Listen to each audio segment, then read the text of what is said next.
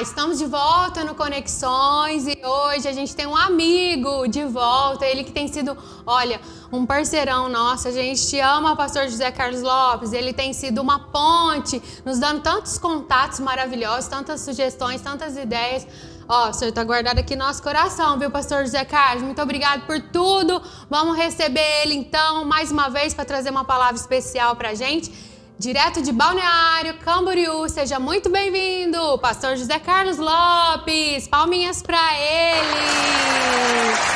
Bom dia. Bom dia, pastor. Tudo bem? Bom dia. Tudo bem, graças a Deus. Que Tudo bem de uma visita pastoral, mas com muito prazer vim aqui para participar do programa. Que bênção. Sempre uma bênção estar junto com vocês. Que Vou bom. tentar ajustar aqui a iluminação, parece que está meio escuro aí, né? Vira ao contrário, mais um pouquinho ainda. Não, outro lado. Isso, que aí pode clarear, né, Paulinha? Isso, melhorou um pouquinho. Um pouco. Isso. Pastor, o senhor mora em Camboriú? Eu moro em Balneário Camboriú. Ô, delícia, sei de praia. Que cidade, né? Nós. Que cidade. Você tem uma igreja aí? Como é que é? Isso, nós iniciamos uma igreja aqui há 2 meses. 2 meses? Tá fluindo, 2 meses, está crescendo, está sendo uma bênção, está sendo uma experiência assim, muito gratificante. Tenho dado muitos frutos, né? Essa vida no Espírito, a palavra da graça, a palavra da fé tem assim, gerado muitos frutos aqui. Que maravilha! Estou vendo aí, a casa é de madeira? Isso, é uma casa de madeira aqui. Embaixo é uma casa normal, né? Em cima tem uma parte que é alvenaria, outra parte de madeira. Que legal. Uma casa de um casal que tem participado conosco, tem sido uma bênção. Que bom! Aí a casa de madeira precisa de aquecedor, né? Porque o frio é muito forte. Exatamente. Eles têm aqui aquecedor. Mas assim, Balneário não é tão frio. Não. São Paulo, o interior de São Paulo é mais frio que aqui. Mesmo? Sim. Verdade. Então tá bom. Ô, pastor, deixa eu te perguntar. Sim. A gente que ministra vida no Espírito, a ênfase da oração em línguas, principalmente o hora após hora, como edificação pessoal da fé. Mas a palavra vem e diz para a gente o seguinte, que é muito importante procurar com zelo os dons, inclusive que profetizeis. E nós aqui na Casa de Oração, eu tenho dado essa ênfase para nós nos tornarmos uma comunidade profética. Queria que o senhor desse uma fala sobre isso, que nos ajudasse nesse entendimento também. Amém. É muito interessante isso é extremamente importante porque, na verdade, o crescimento, né, da igreja, o crescimento do ministério está exatamente em que todas as juntas e todas as ações do Espírito Santo estejam ligadas, né? O Senhor deu alguns para apóstolos, outros para os profetas, outros para evangelistas, pastores e mestres. Então, o crescimento da igreja está exatamente em proporcionar a ação do Espírito Santo em todos os ministérios, em todas as operações. Então, é extremamente importante isso.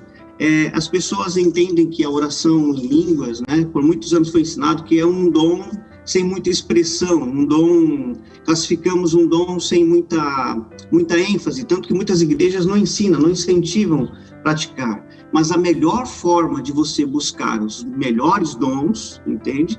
Oração em línguas é o dom mais importante. O dom mais importante, ele é usado, ele é como se fosse o propulsor para que você possa entrar nos melhores dons. Não existe melhor maneira de você buscar os melhores dons sem passar pela oração em línguas. De que forma vamos buscar os melhores dons? Uma escola não pode ensinar isso.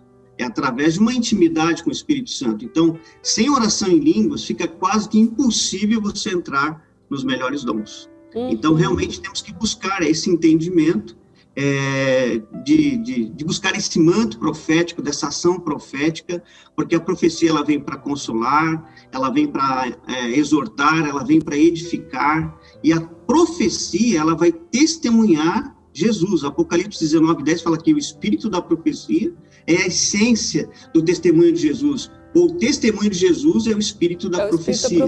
Então nós testificamos Jesus quando existe esse manto profético sobre nós. Sim.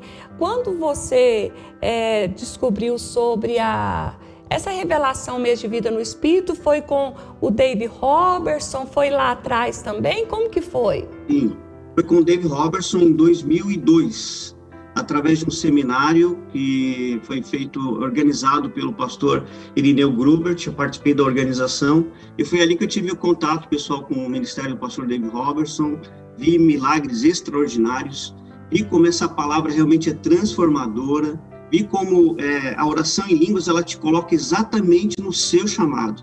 Até então, quando eu comecei a participar de Vida no Espírito, desses seminários e conferências, eu não tinha ideia da minha unção pastoral.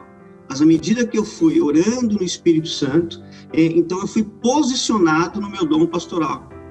No meu dom pastoral, e os dons espirituais que pertencem ao ministério pastoral também fluíram, né? Porque o pastor, ele tem o discernimento do Espírito, o pastor, ele tem o dom de curar, o pastor tem a profecia, ele tem a palavra de sabedoria. Então, são dons espirituais que fazem parte do ministério pastoral. Sim. Você conhece um pastor pelos dons espirituais que operam na vida dele. E a oração em línguas, a gente chama ela de a chave mestra, e foi o que você disse, né? Que abre para os outros dons. Então, a oração, ela precisa ser praticada. Você sentindo, não sentindo, porque nós queremos muito o emocional, quer sentir a presença. E aí, às vezes, a gente está orando em línguas e não tem essa expressão, assim, da presença. Exato. E as pessoas têm que entender que o único dom espiritual que o Espírito Santo entregou para nós administrarmos é o dom de falar em línguas, a oração em línguas. Esse é um dom que ele nos entregou para a administração. Os demais dons vão entrar em atuação conforme a vontade e o querer do Espírito Santo. Agora, esse dom de línguas foi nos dado, a administração dele. Então, eu posso orar o tempo que eu quero, aonde eu quero. Sou eu que decido voluntariamente me entregar ao Espírito Santo para que eu possa ser posicionado em todas as verdades que ele já estabeleceu para a minha vida. Não sei se aconteceu assim com o senhor, mas comigo foi assim um mover tão grande no meu interior que eu parei de pedir, vem um pensamento, vem algo que é uma necessidade, eu oro em línguas porque eu quero orar a vontade perfeita de Deus específica para aquele assunto. Então eu dou liberdade ao Espírito Santo para orar especificamente. E em português, eu fui percebendo que a minha oração, ela mudou de lugar. Agora já era uma oração profética, uma oração que apontava para a palavra, parou de ser aquela oração em defesa própria, entende? Isso. Então, para mim, o profético, ele caminha nesse lugar, quando você para de orar em defesa própria e confia na palavra que ela é absoluta. Glória a Deus. Ontem eu estava até falando sobre isso com alguns irmãos, nós estávamos num período de oração e falei para eles, nós temos que aprender a orar de um lugar de vitória, entende? A oração em línguas, ela vai te fazer orar de um lugar do feito, da vitória. Eu já não oro de acordo com o que está acontecendo circunstancial, eu já vejo o feito. Nossa. Esse espírito da profecia, ele vai restaurar a visão que o homem tinha lá no Jardim do Éden, porque até então o homem ele não vivia por vista, ele vivia por fé, ele vivia por uma visão, pelos olhos do coração. Você entende que quando eles comeram da árvore do fruto do conhecimento do bem e do mal, a palavra fala que abriram-se os olhos. Que olhos que abriu? O natural. Natural. E a partir de então, a humanidade passou a ser conduzida pelos 5 sentidos, principalmente por aquilo que ela vê. E o Evangelho trata todo de uma visão do Espírito. Porque isso que Paulo escreveu, 2 Coríntios 5:7, que o justo não vive por aquilo que ele vê, ele vive por meio da fé. Nós não andamos por vista, andamos por fé. E a fé é exatamente o que? A restauração da abertura dos olhos do Espírito, dos olhos do coração. Uau. E quando esses olhos do coração se abrem, você entra dentro do profético, dentro do feito, dentro do que já está estabelecido. Então nós não oramos mais de um lugar de falta, de derrota, de enfermidade. Nós oramos do feito. Obrigado, Pai, porque eu sou. Obrigado, Pai, porque eu tenho. Obrigado, Pai, porque eu posso. Obrigado, Pai, porque eu manifesto. Isso muda totalmente a ótica da situação natural. É desse lugar que vem as manifestações. É impossível uma pessoa orar do lugar do feito e não viver as manifestações daquilo que Cristo já conquistou por nós na cruz. Nossa, é tremendo, né? Enquanto líderes e pastores, eu vejo também o benefício da oração em línguas. Cura muito a gente como pastor, como líder. O ministério não fica cansativo, porque não é obra sua.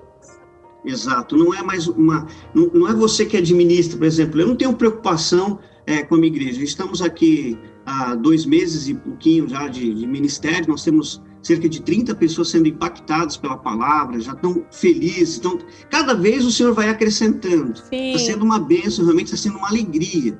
E eu sempre entendo uma coisa.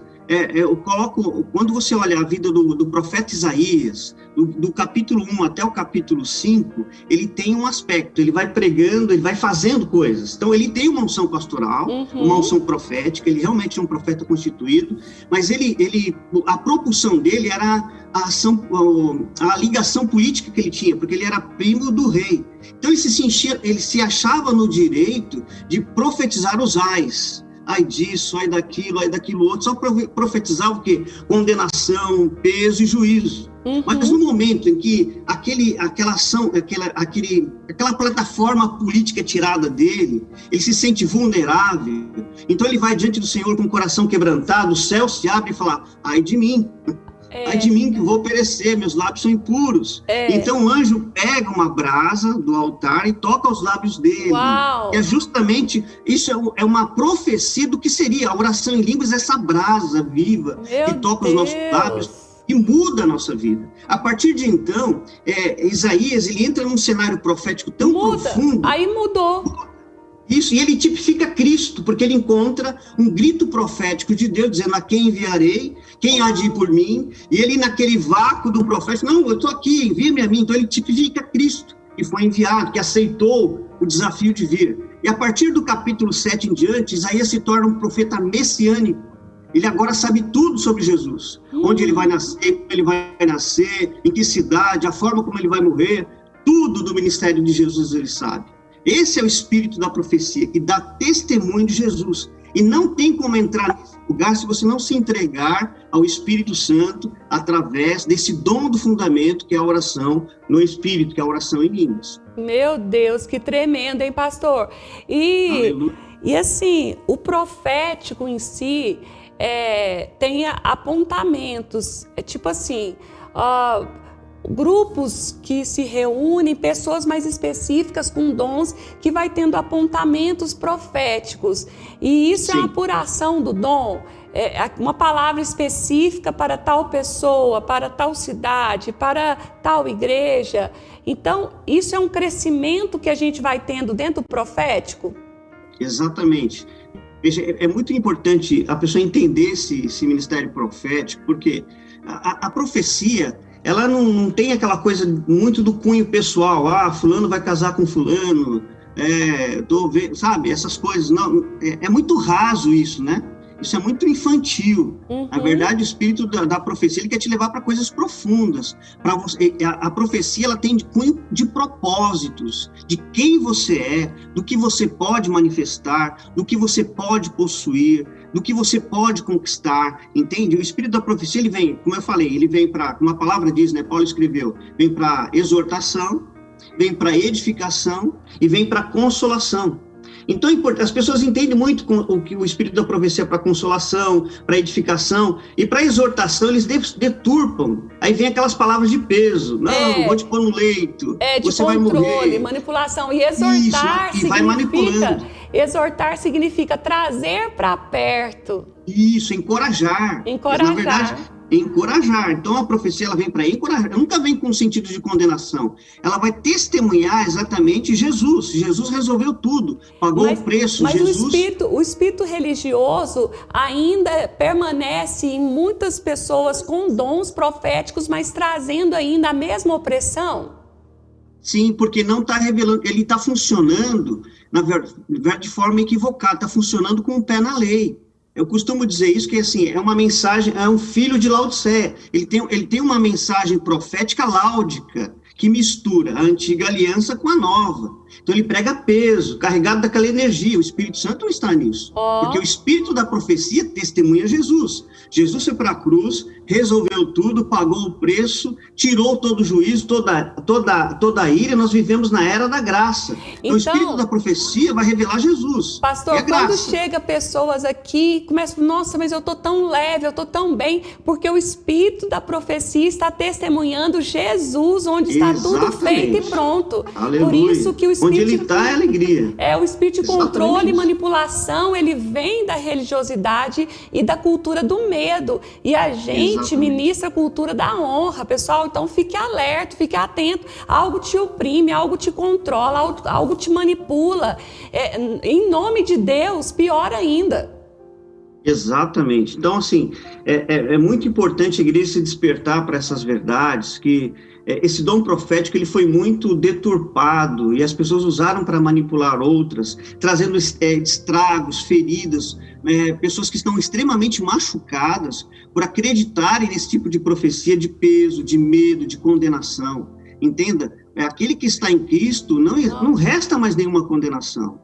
E Romanos 5:1 fala assim, olha, sendo, pois, justificados pela fé, tendes paz com Deus. Então, o Espírito da profecia, ele vai te ensinar a justificação pela fé, o dom da fé para a justificação, e você vai ter paz com Deus. E ter paz com Deus é ter paz em todas as áreas da nossa vida. Amém, eu creio.